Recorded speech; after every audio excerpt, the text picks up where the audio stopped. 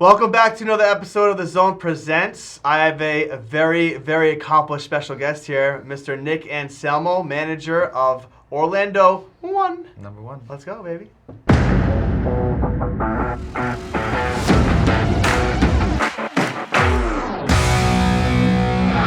All right, Nick. Well, welcome, man. Thanks for coming on the show, bro. Appreciate to be here. Yeah, dude. It's been a long time coming. It has. You've been here for a minute. It's been a journey. Yeah. It's been a journey. Well, a lot of people don't know this about us, but I knew of you and knew your kind of a little bit of your story before you came over to AKE, and then it came back full circle when I met you at AKE. I'm like, dude, I remember you. Yeah, it was wild. So you used to work in the solar industry before this, right? Yeah, I worked for another solar company. It was a super small mom and pop solar company, and that was my first kind of rodeo of solar, and it was. For me, it was one of those things where it was such a small company that customer service was not the best, right, in our industry. So it kind of gave me a bad taste of solar work. So I was like, "Is this where I want to be?" You know, and it was weird, but yeah. But correct me if I'm wrong. When you heard about this opportunity, you weren't sure that you were gonna go stay in solar, right? Yeah, I was actually working at a car dealership. Yeah. I got out of solar. Yeah. I was working at a car dealership, and I had a weird 801 number call me. Oh yeah. Right, and I talked with Judd. He called me and talked Motherland. to him. Yeah. Old Utah, the motherland. Yeah, and we talked for probably like 45 minutes. Good. And I was literally on my way to work, and he convinced me to call work, put my 2 weeks in, and come work for him. That day. That's awesome. Yeah. Well, let's talk about that for a second. Okay. How did you even get a chance to meet Judd, or how did you get your number? Indeed. Wow. Yeah, so I was in the car industry, and I knew it was like not gonna be where I was, not my home. I knew I wanted to be in sales, and I just wanted to figure out like what company and what industry I wanted to be in. Mm-hmm. And I had a taste of solar, and it was good. Yeah. Right. So I knew I kind of wanted to be in that industry. I just wanted to find my home. It's funny you say that because you said you knew solar was good, but you left it, and it has a lot to do with the fact that the company you worked for, which I know very well, was just not the right company to go to the next level. And you left it, which I think some people have done it. I actually did do that for a little while myself. I think AK and Lumio and what we've created here is obviously the reason why we're still in it. Oh, it's right? top shelf. Yeah. Sure. So you were on Indeed, which is wild because we actually have a lot of stories of that, believe it or not. And they're attracted to this industry. But what was so different, you say, from like where you were to what this is? Not just customer service, but just like in general, like your day to day. I mean, it's definitely the structure that's implemented, and obviously the leadership here, right? I knew kind of like instantly when I talked to Judd, and when I actually met him, because obviously speaking on the phone with him and then actually meeting him is two totally different things. But I mean, the guy convinced me to, quit my job over a phone call. Pretty cool. Did he tell you about any check or any crazy checks? That's why you did it? No. What was his convincing words that? What did he say? He just said he has, the formula to grow. And he has all of the policies and the practices in place to be able to grow and move up. Because what I was doing, I was closing at a different company, and I just felt like I felt bad. Yeah. I felt bad, and I wanted to make sure that if I'm providing a product to someone, that they're going to be taking care of, and we're actually helping people. And I'm not just trying to make some quick money. Yeah. It's funny because a lot of companies, unfortunately, they don't last long. But there's a lot of companies that are like that. 100%. That just. They don't say what they do. They don't do what they say. And then they're like, "What do you mean?" And it's kind of cool because don't get me wrong, we've made some mistakes ourselves, but we've always fixed them, and that's what's been really cool about what we've done as a company is we always take care of the people. 100%. And as well as you serving others. And now, so let's get back to when you started. You get in over here. You just put your 2 weeks in. You just started. Where are we? So I didn't even put like my 2 weeks in. Okay. So I burned that bridge. But yeah, he convinced me. I was in Orlando, and he opened up the Daytona office. Okay. And he convinced me to like come check out his 2:00 sales meeting. Okay. And I pull up, and it's some sketchy apartment complex. Oh yeah. Right. So I'm like pull up. I'm like, hey dude, like you sent me the wrong address. I'm at some apartment complex. Yeah. All the best companies start there. Yeah. Of course. Yeah. A garage or Airbnb. At the garage, exactly. Right. And he, comes running downstairs, and he's like, "No, dude, you're here." And I'm just like, "What did I just do?" Yeah. What year is this? This was 2019. Yeah. This was 2019. We've been open for about maybe not even a year. No, like a couple months. Yeah. And so I was like, my wife's gonna kill me. That's funny how we say that. Yeah. But yeah, no, I met him and Brian the same day. Okay. And we talked. We sat down for 45 minutes, an hour, and if you know Brian and Judd, those guys are. They're top shelf. Oh yeah. Right. Yeah. And so I met them, and something was just like, these guys are legit. Like, even though we're running out of an apartment complex, they're legit. and the integrity, and just they're good guys. Yeah. You can always tell, like, whether your IQ and your EQ is going to match up. They had good EQ for They're sure. good. They work really well for each other. I noticed that too myself when I first started. But I think they just paint a good vision, and obviously you made a change like that, right? Oh yeah, I was in. So what was your first couple of weeks like when you first started? My first couple of weeks, I started off setting. Yeah. I started off setting appointments. So wait, you were a closer for another company, established in the industry, and you quit your job. You came over here, and they said, no, we're not giving you anything. You got to earn it. I had to earn it. Yeah, wow. Definitely the whole earn. What was that like? The whole earn not given, right? Yeah. It was I swallowed my pride. Good for you. And I saw some of the success. I sat in a couple meetings before I fully made the commitment, and I saw the success that other people were having, and I was like, oh well, if that guy can go do it, I can do it too. Isn't that without funny a doubt. how it works? Yeah. Right. So yeah, I started setting appointments, and then. How did you do as a setter? I started off horrible, just Okay. like everyone else, and yeah. You mean you didn't hit it out of the park when you first started? No, I didn't you hear that, folks? That's how it works. Yeah, especially coming from just closing to like actually going straight to the consumer, convincing them like, hey, you need this product, come check this product out. It was a total night and day from just going in and closing and getting it done versus like convincing. So yeah, my first couple of weeks was rough. Yep. I definitely had to double down and learn the material and do a lot of self education outside of the doors. Were you doubting yourself a lot there when you first started? There's probably a 2 or 3 month window where I was only doing one or not even a couple weeks I would bagel here and there. So it was rough, but once I got the ball rolling, I got the hang of it, and then the belief, I got the belief down, and I was like, okay, I got 1, let's get 2, let's get 3, let's get 4. Just get warmed up. Exactly. I think it's a lot of a lot of times people start out and they don't get the success that they saw or heard or even got them introduced to the business. Like people tell me all the time, I saw a huge check and I saw there's money in it. And it's like, yeah, but no one knows the heartache and the frustration and the hard work that goes into getting that huge check. No one does. And eventually you get so good at it that it's not as hard as it used to be, but you're always leveling up. So it's kind of cool that you're here because you're a true testament of being in the industry, being at the top of it, like as a closer position because that's coveted spot, to then having to humble yourself to the ranks. Yeah. So you're in setting, you're now having success. What was that next jump like? The next jump, like from going to setting to closing. Yeah, we were growing really fast, and we had a bunch of appointments. And Judd was like, "Here you go, learn this. You're gonna start closing the next couple days." And I was just like, "Okay, perfect." And so that went really well for a couple months, and then I got humbled again, and then I had to take a step back and relearn, and once I feel like a lot of people once they get to the closer position, they're just like, true. I made it, I'm here, like I'm comfortable, right?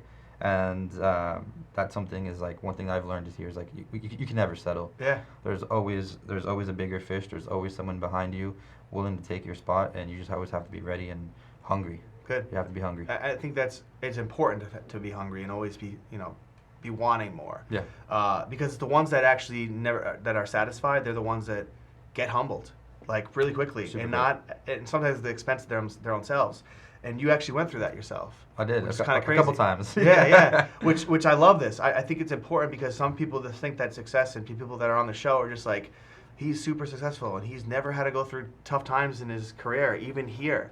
So talk about what it's like, when you go through the high highs and then the low lows, meaning a demotion ultimately. Yeah, I mean, the first time I went to, from setting to closing, we were doing well, and I just bought my wife a brand new car. And then the Monday that I show up to work, I got notified that pink letter. I got the pink letter. Yeah, and I took that and I sat on it for a quick second, and I was like, all right. And I feel like that's fuel. Yeah. I think people are either gonna take for some, Nick. Exactly. Not everyone. Yeah, I think people are either gonna be like, they're gonna fall back in, or other people are gonna take that and fuel the fire and go to the next level. Yeah. Right. I feel as if the people who take it to the next level, those are the ones who realize, and they're the ones who know like how valuable that spot is. You appreciate it. Yeah, you 100%. So. I'm telling you, like, not everyone has the same story, right? Everyone has a different story. But a lot of people in this industry, in this business, especially with us, like the ones who have been in these seats are the ones that had to fight through adversity. Yeah. Hard adversity. Like, yeah. I know what it's like to have a wife, and I know your wife. Shout out to your wife. Yeah, shout out to I can imagine how she felt when, like, hey, honey, we just bought a car, and where's the money? Now they're demoted. Like, what's that feel like? I'm sure that was tough. She was actually the ones, without her, she's held me down. We've been together for 12 years, so she's held me down, and she got really emotional, and she was like, I'll go get a job. I'll go, I'll take care of us. Like, and I was just like, absolutely not. So like, going back to the whole why, she was one of my big whys because she has always been the first one to be like, it's okay, like, I'll help you out. And I'm just like, no, watch me, and you just level up. That's a good wife, man. Yeah.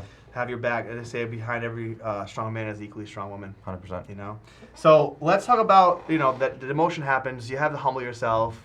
What happens next, Nick? I mean, it's just growth. Yeah. And then it's crazy because, like, when you're in that mode, you don't really realize, like, what you're going through as an individual. Were you mad, though? No. Because I think sometimes these guys, because I've been there before. Yeah. Right? Where, like, I start pointing fingers. Yeah. And it's easy to start blaming others. And honestly, we had this talk on one of the last ones. He said, what's your favorite book? And he says, Extreme Ownership. And I think that was a book that really helped me when I was going through that as well. Yep. Right? Yep. You read it? I've read it, yes. Yeah, it just when everyone's pointing fingers at others, there's like so many more pointing at yourself, and until you look at yourself, pointing back at you. yeah, man, and you gotta take the bull by the horns, and you've done it, brother. You've done a great job of it, and I think it's important that we tap into a little bit of that because on the what they say, the setback, the comeback is always better than the setback, right? Always. So always. Talk about that success when you finally got back to like now I'm managing, now I'm growing again. Yeah. So after I got kind of demoted into like or whatever you want to call it, demoted. That's what it was. I just did a lot of self-improvement and a lot of self-education off of the doors, and I think that's really what it takes because there's only so much time in the day. Yeah. When we're working, you have your sales meeting, and then you're working, and then by the time work's over, it's 8, 9 o'clock, and those are during those time periods, there's times where you really got to grind, and you really got to put your head in the books and listen and observe, and I was fortunate enough to work side by side with Judd once AKE was up. He was running our office, so I mean he demands excellence.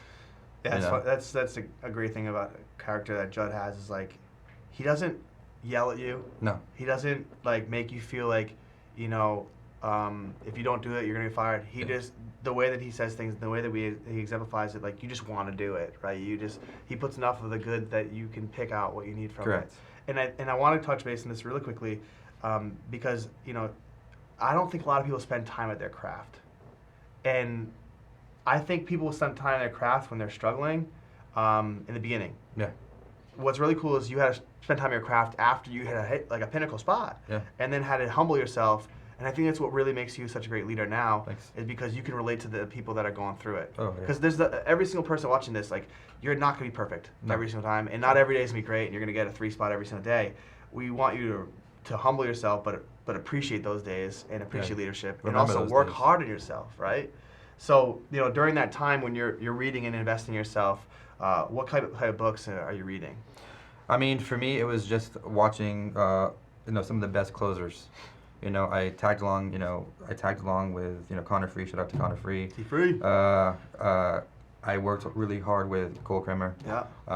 And just I was at Judd's house a lot after work, and then just reading like the ABCs of Closing, all those books.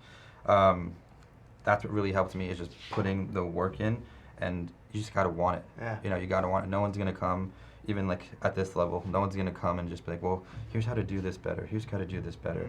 You gotta self-analyze, and you gotta take a step back and say like, what am I doing wrong? How can I change? How can I be different? And I think I always tell my guys this. It's like, hey, if you're on the doors and you're doing the same thing over again and it's not working, you got to take a step back and you got to say, how can I switch it up? How can I be a little different to get where I want to be? Yeah. Because if that's it's a sanity if you're doing the same thing over and over again.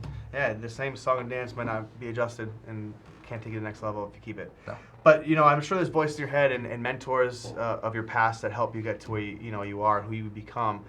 Talk about like your inspiration. Who's your biggest inspiration in your life? The biggest inspiration is definitely my grandfather.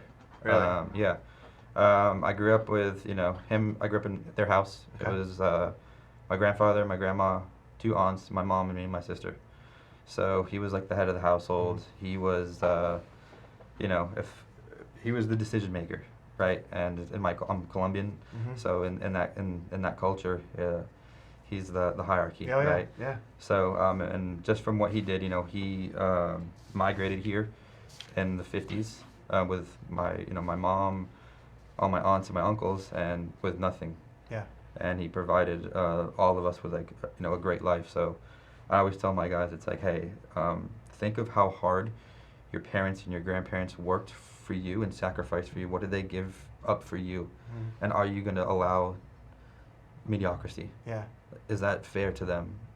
So anytime my guys need motivation, I'm just like, hey, think about the people before you and what they did, and what are you going to do to live up to them, right? Because my grandfather laid the roots for kind of how I live my life. Yeah. It sounds like it, and I think as a leader, we're not perfect all the time. No. And we seek inspiration every single day. Yeah. The stuff that comes out in front of meetings, like people are like, oh man, that's great, I can lead by that, but that's awesome. They don't realize all the stuff that goes into making that presentation. Yeah. And shout out to your grandfather, wherever he is right now. Shout out. Because he put a good foundation in your life. For sure. And I'm sure that he's always in your ear, giving you that buzz. And I think a lot of times, like I say this a lot with the kids, because you're a little older than some of the natural guys here. Yeah. And we're never too cool for school. We're never, above where we are. And you've been that way, man. You've been so humbled from this, and I've seen you in so many parts of this company and what you've been able to do and create. Yeah. It says a lot about you. So I want to kind of close this out, because we don't know a heck of a lot about Nick other than the day-to-day and what you've created here. But tell me something fun fact about you, or something that the people don't know about you. Man, I'm a water boy. I love to be in the water. I'm a Florida boy, born and raised.